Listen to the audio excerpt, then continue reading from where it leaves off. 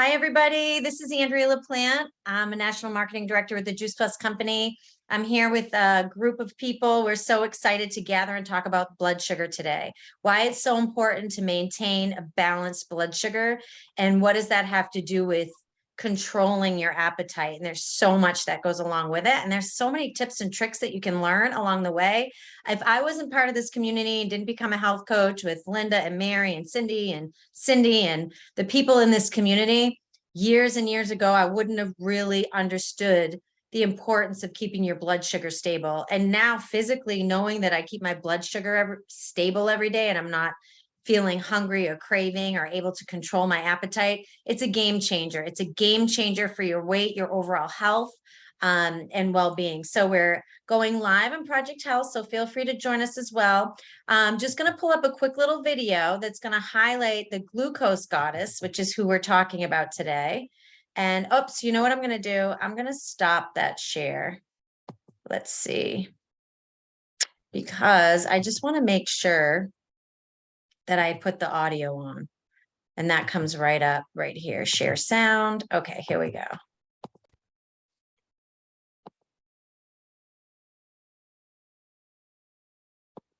Common signs of glucose spikes in people without diabetes. Cravings for sweet foods, feeling hungry all the time, being fatigued and not sleeping well, waking up not feeling rested, acne, brain fog, fertility problems or polycystic ovarian syndrome, and feeling like you have no willpower over food and a hard time losing weight. Here are the most common. Okay, everybody, that was just a quick little overview. To give you an idea, Linda Kelly is going to introduce us to the glucose goddess who just spoke with us on that little short video. And just think about what you heard for some of those symptoms that are all related to blood sugar. Have you ever experienced the hangries or fatigue or any of the things that she was talking about? Even goes so far as fertility issues and having other things that go on in your body. So Linda Kelly, who's a health coach as well, is part of our community. And she's going to share a little bit more about the glucose goddess, and she has some slides to share as well. So go ahead, Linda. All right. Can you see this? Yep, I see it. All right. Well, thank you, Andrea. I guess I'm Linda Kelly, and I remember listening to one of our shred calls in the beginning, and everyone talked about blood sugar, and I was like, all right, I kind of get it, and I experienced it, not having the cravings. But then I had we weren't doing the shred, or I had the rest of my meals to think about.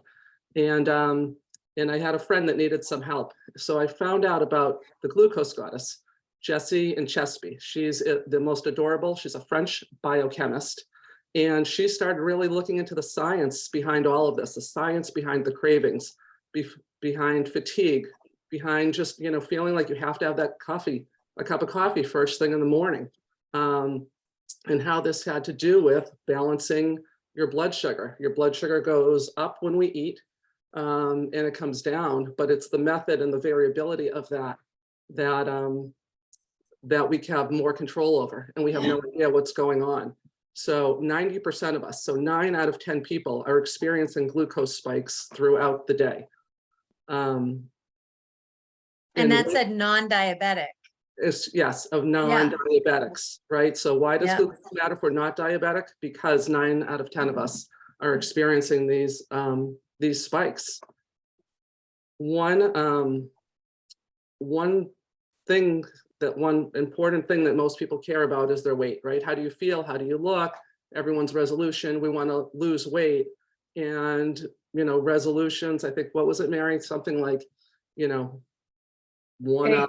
8% of people only stick with their resolutions. Yeah, only 8%. And a lot of that is because no one knows how to balance their blood sugar. We're coming off this season of sugar, Halloween, Thanksgiving, Christmas, Hanukkah, New Year's, more food, more, just more sugar. So this is Shelly, who's on our team. This is in June. She was at my house for my daughter's graduation. And I had been talking to her about the glucose goddess and wearing this continuous glucose monitor, and asked her if she would try it. So I'm going to go through some of Shelly's story, but some of the hacks and how she got from this point in June where she didn't feel good about herself. She was tired, she was sleeping a lot. Whoops, sorry. And she just wasn't in a good place. And then fast forward, this last picture was October. She looks vibrant. That's 4 months. That's Wow. only 4 months. So that's how quickly someone Wow. can turn around. And it started around, I have notes, it started turning quickly in the first few weeks. Things were happening. I just want to read you a few of the things that she had said. Linda, I have so much more energy. My sleep is better. My anxiety went down. She said I could share. She cut her anxiety meds in half, and with the doctor's guidance. But she was able to handle more stress. She, a byproduct is she was losing 30 pounds. I know that was her goal. My goal was to be healthy from the inside out. But I understand you want to feel good in your clothes. You want to feel good in how you look and how you move. And, things that her biggest thing was, things that used to feel like a bee sting when stress came is now like a little mosquito bite. You can handle things when your blood sugar is balanced. When it's not balanced, you're quick to react, you're quick with stress, etc. So I'll just go through a few things. What glucose is, our food turns to glucose in our body once we eat, and then our pancreas releases insulin. And that insulin takes the glucose to the muscles, to the cells of the body. But if we have too much glucose, more than our body can handle, the glucose is just laying out there and it's going to end up stuck in the liver. It's going to turn to fat. And as we said, 90% of us have too much in our system. We're having these spikes and we don't know it.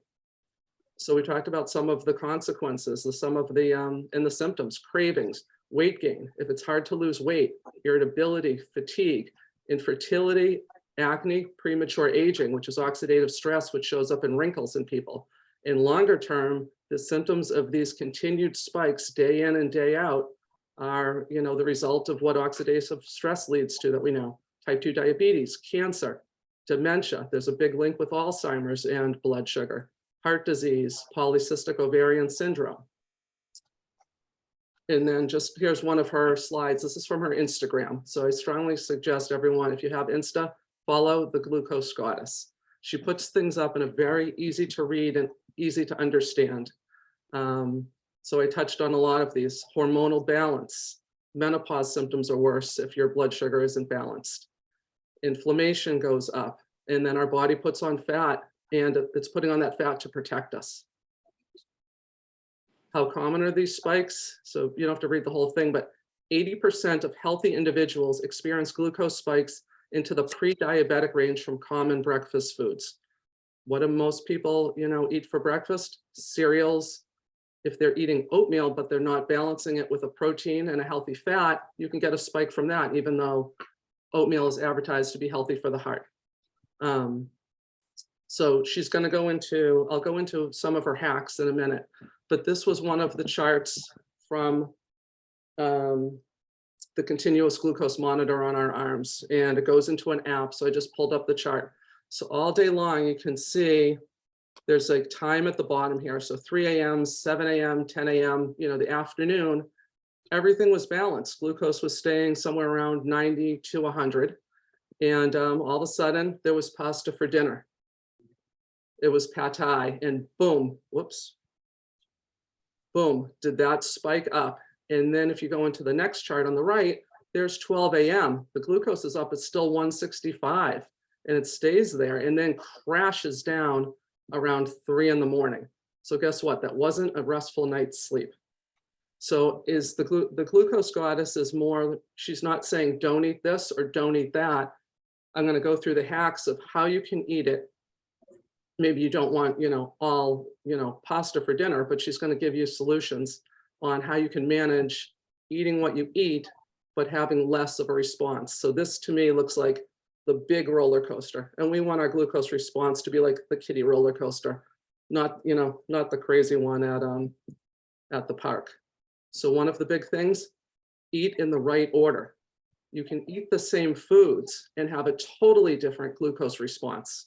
So she always says, start with veggies. Veggies first, proteins and fats second, and last, the pastas, the sugars, rices, potatoes, etc. Fruit last as well. So when we eat in this order, we can reduce that glucose spike, that big jump that you just saw on the last slide, by up to 73% and the insulin spike by 48%. Why? We can go through this, but when we eat the fiber from the vegetables before the starches and the sugar, it has time to coat our intestines and reduces how much glucose we absorb from the sugars and the starches. Because when we eat fat and protein before starches, they slow down how quickly food goes from the stomach to the intestine. And there's science behind everything that she puts on her Instagram, and she quotes it. I didn't put all of the studies, but this was proven in non-diabetics and diabetics alike. Why do we care? This kind of goes back to the first slides, because with a smaller glucose response with that kiddie roller coaster and insulin spike, we reduce our cravings a few hours later. And we see this when we drink the complete. We're not having those cravings right after we eat. I watch my kids, they have cereal, they want another bowl, they want another bowl, they want another bowl. They're not satiated. They're not getting any of the proteins and fats that we need in fiber. We're less hungry at our next meal. We reduce inflammation, right? And as we know, inflammation's the root cause of every single disease that's out there. We have a steadier mood and energy, which is exactly what Shelley reported. We slow down aging. So here's our other tip. Breakfast is probably the most, we've always heard breakfast is the most important meal of the day. So she talks about having a savory breakfast, not a sweet one. And I'll just show you some of the slides. This is right from her Instagram. So a sweet breakfast might be the muffin, might be the croissant up on the top left. But a savory breakfast is balancing. You have some of the healthy fats that's going to slow down that glucose response into the intestine. So on the bottom, there's toast and half an avocado. To keep you full longer, a protein would be needed with that meal. But it just shows you as comparison. Look at the difference in that huge roller coaster compared to the little wave below. And on the right side, here's, so many people have smoothies, but they don't use a good, healthy, plant-based whole food protein. So on the top is someone with apples and bananas, strawberries, it's turned right to sugar. Again, huge roller coaster response. And what's going to happen after that? You're going to be hangry, you're going to be hungry, you're not going to feel full. On the bottom, a protein powder, we'll talk more about complete at the end, but a healthy fat such as avocados, blueberries, which are low glycemic, and you don't have much of a response. Huge difference. And day in and day out, this compounds into our moods, our health, our sleep, everything that we've read about. She also has an exercise hack. So the first one was a savory breakfast, eating foods in the right order. Next, exercise. So here, this is a rice bowl. So even though you may have some, you may have protein in with your rice, you may have some healthy fats in your rice. It's hard to eat them in a right order because it's a bowl and you want to enjoy it. So she's saying when you can deconstruct it, but enjoy your food. So here you eat your food.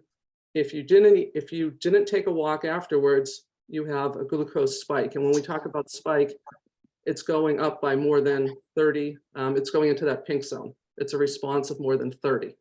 So if you take a walk after dinner, and say you can't take a walk, say you go on the stairs, say you do some leg lifts, your muscles are a glucose vacuum and it sucks in the excess glucose. So you have a totally different response from eating the same meal after with exercise. And that's just huge.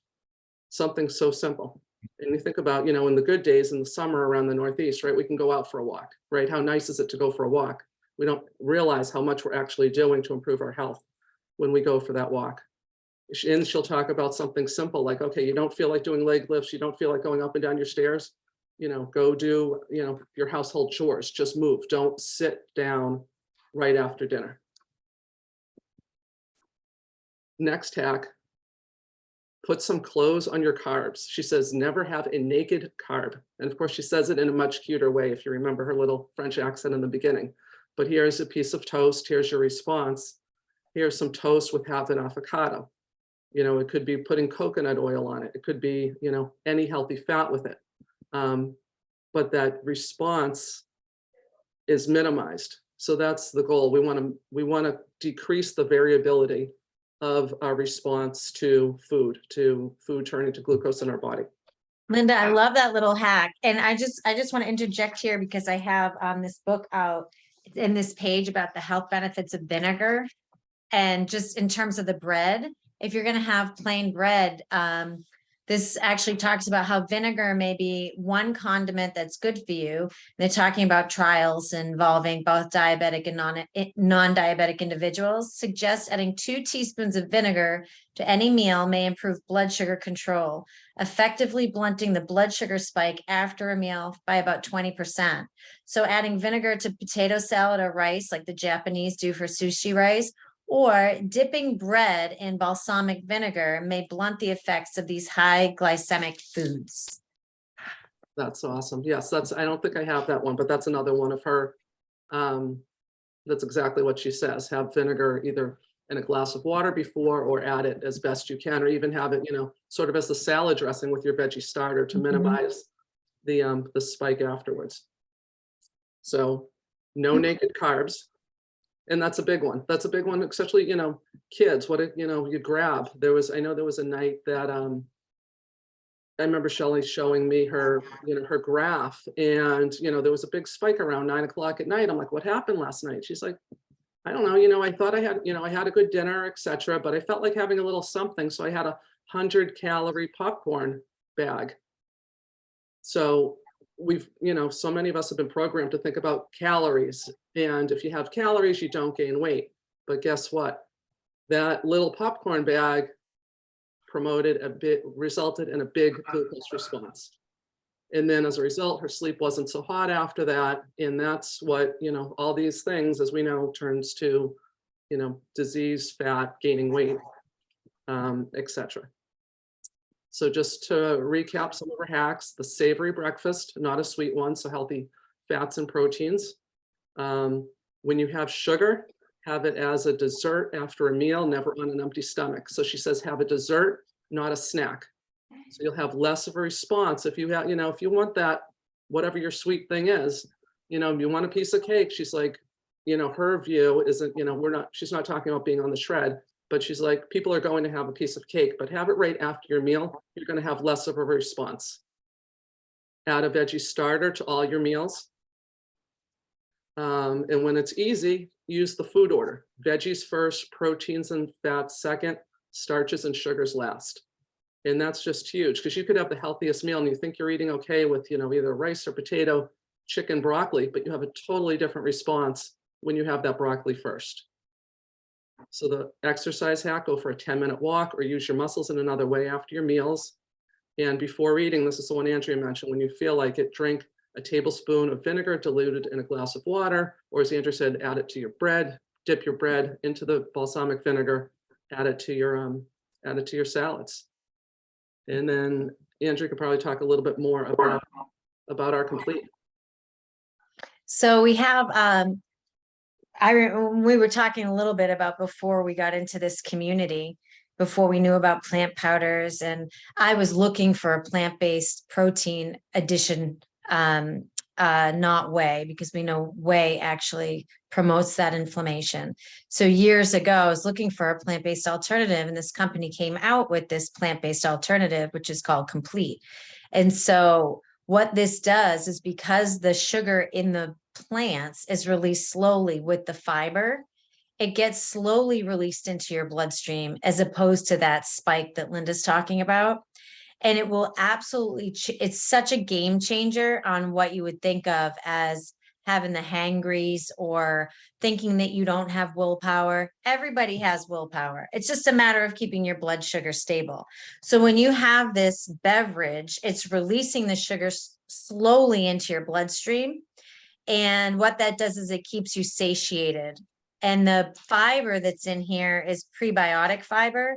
So it's actually like a fertilizer for your good gut bacteria. And it also acts like a broom and sweeps out the colon every day, which is, we want to have a really clean colon with no inflammation.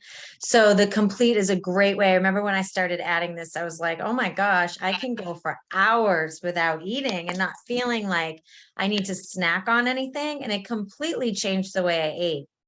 If I'm out and about and I'm hungry, It's like, oh, I'm not going to grab that because I know it's not going to be good for me. And this is going to hold me over. The other thing that you can do with the complete is add a healthy fat.